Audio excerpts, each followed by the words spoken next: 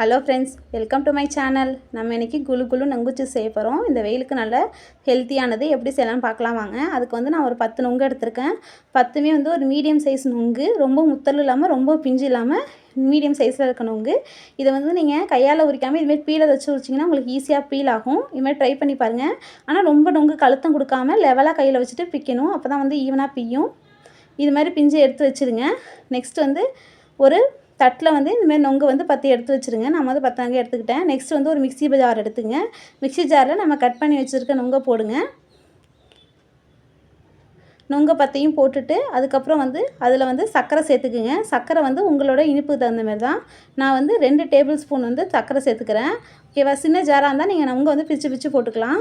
நான் அப்படியே பெரிய ஜாருங்கிறதுனால போட்டுட்டேன். 2 ஸ்பூன் வந்து சர்க்கரை சேர்த்துக்குங்க. அதுக்கப்புறம் வந்து 1 கப் வந்து பால் சேர்த்துக்குங்க. காய்ச்சி ஆற வச்ச பால். ஓகேவா? தண்ணிலாம் எதுவும் சேர்க்கக்கூடாது. அதுக்கப்புறம் ஐஸ் க்யூப் வந்து உங்களுக்கு தேவையானது சேர்த்துக்குங்க. நான் ஒரு 5-6 ஐஸ் க்யூப் சேர்த்துருக்கேன். சேர்த்துக்கிட்டு அதில் வந்து அதை போட்டு நல்லா மிக்ஸ் பண்ணுங்கள்.